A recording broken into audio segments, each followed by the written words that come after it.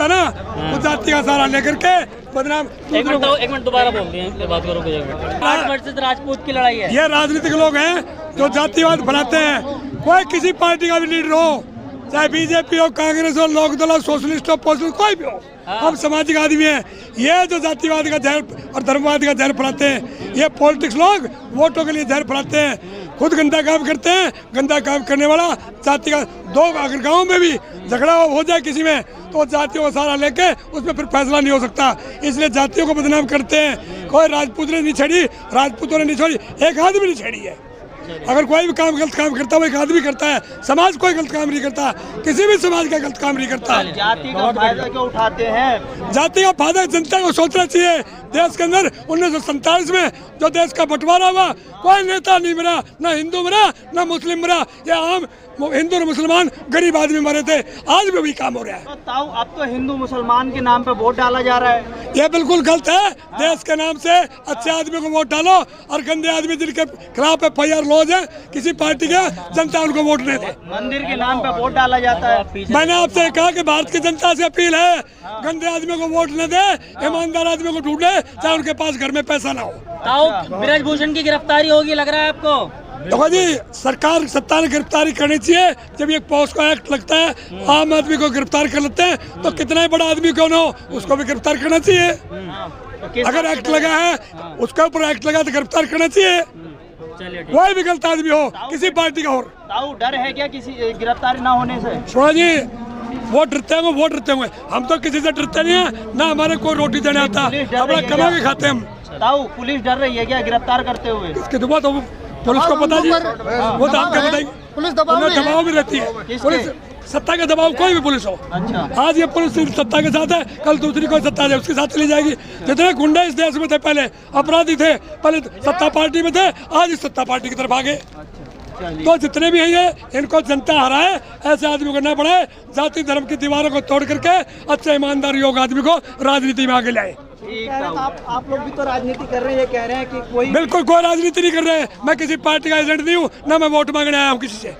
मैं जनता से कह रहा हूँ। अगर हम राजनीति कर रहे होते तो मोदी की जगह हम बैठे होते हैं।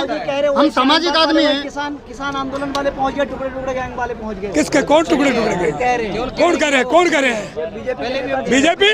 पहले अपने गिरबान में जाकर देख ले, वो जब सत्ता में नहीं थे वो क्या क्या कहते थे, वो पता है आपने? आप जवाब देते उसका। बिल्कुल। जब वो सत्ता में नहीं थे, वही यो क्या नाम है, वहाँ आसाराम बापू की जेल लेट गई, वो जो अंदर है, अरे ये भी सत्ता में थे, वो किसने बंद किया था? बीजेपी कह रही है कि माफिया का खात्मा हो गया। अब बीजेपी आई नहीं, पहली बात तो बीजेपी आई नहीं। अटल बिहारी वाजपेयी के पास बीजेपी आई नहीं, 2 आदमियों की पार्टी, 4 आदमियों की पार्टी है बस। कौन सी पार्टी का? अडानी, अंबानी, अमित शाह, मोदी। गरीबों की सरकार। अरे नहीं, बेटा मोदी जी क्या अपनी डपली अपना रहेगा, कोई कह रहे जो भी कुछ है। बीजेपी जब तक ये लोग पता लग जाता है, जब ये कह रहा है कि मुझे ये कहे तो गिरफ्तार हो, मैं इस्तीफा दे दूंगा। देखो, कोई भी आगे भी भविष्य में अगर कोई भी किसी खिलाड़ियों की फेडरेशन बढ़ती है, कोई भी बढ़ती है, किसी भी राजनीतिक दल का आदमी उसका मुखिया नहीं होना चाहिए। इन प्लेयरों में से मुखिया होना चाहिए जो हिंदुस्तान के खिलाड़ी हैं, सभी समाज के, सबकी बरादरी समाज के जो बच्चे खिलाड़ी हैं, जो आते हैं, उन्हीं में से जो पुराने हो जाते हैं, उनको कोच हो कोई भी हो, उन्हीं में से इसका अध्यक्ष फेडरेशन का बड़ा। ये कह रहे हैं ब्रिजभूषण कि यहाँ जितने लोग हैं, इससे ज्यादा मेरे समर्थन में लोग हैं, मैं चाहूँ तो यहाँ पर रोड भर दूंगा। किसको? आपसे कहा क्या? नहीं, वो खुद कह रहे हैं। आपसे कहा क्या? अगर वो ऐसा कह रहे हैं तो ये उनकी बदमाशी है, ये उनकी धमकी है। ऐसा जी, हम कमेंट करके बात नहीं कर रहे। मैं इंसान हूँ, इंसान मेरी जाति है, इंसानियत मेरा धर्म है। न मैं हिंदू हूँ, न मुसलमान हूँ, न सिख हूँ, न ईसाई हूँ, मैं इंसान हूँ। कह रहे हैं कि अगर मैं गलत हूँगा ना तो मुझे फांसी में भी चढ़ा देंगे। तब चलो वो कोर्ट कार्रवाई करेंगे।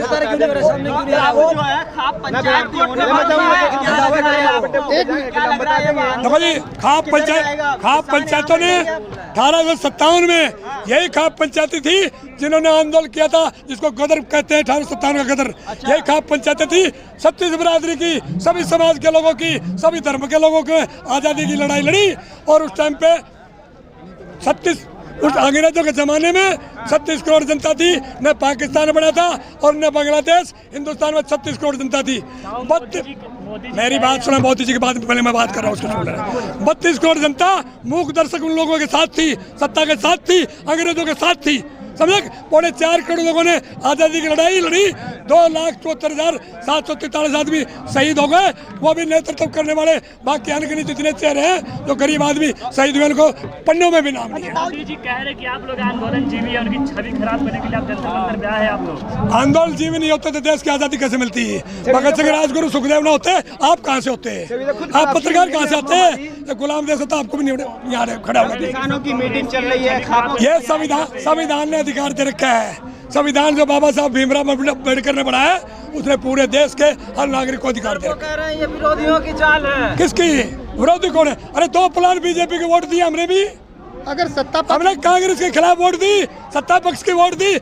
ये वो चोर थे और उनको वोट नहीं दी, ये चोर है, इनकी वोट देंगे बिल्कुल। ये गंदे आदमी उनकी भी नहीं देंगे। कह रहे कि कांग्रेसी है, उनकी छवि खराब। किसकी? कोई कांग्रेसी नहीं है, या किसी नहीं है, न बीजेपी लोक दल के हैं। हम तो हिंदुस्तान के जनता है, आम जनता है। जाटों का आंदोलन हो गया है। किसका? जब किसान लेना चाह रहे हैं, अब किसान बैठेंगे पंचायत।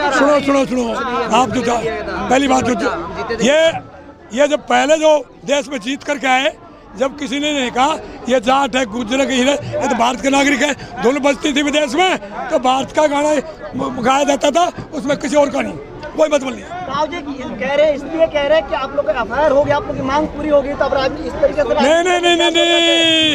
अगर ये रहेंगे और दबाव रहेगा, सत्ता पक्ष में अगर आदमी रहेगा, दबाव को खत्म करने के लिए इस्तीफा देना चाहिए, उसके बाद में जांच हो, ताकि पता दूध का दूध और पानी का पानी चढ़े। भूषण कह रहे हैं कि हम 1000 लड़कियों का शोषण कैसे कर सकते हैं, हम शिलाजीत की रोटी खाते हैं क्या?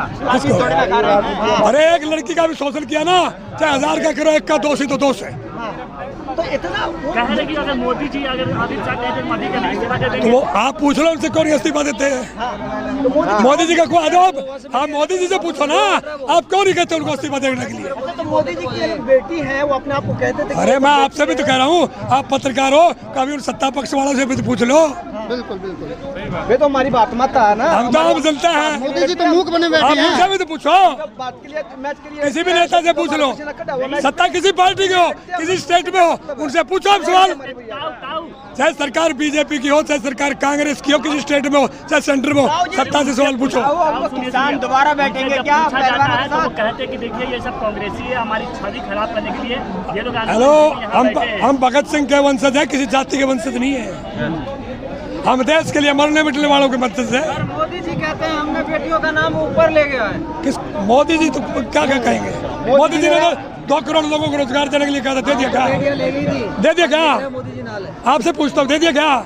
आप पत्रकार हो, आप बताओ, इसका जवाब दो।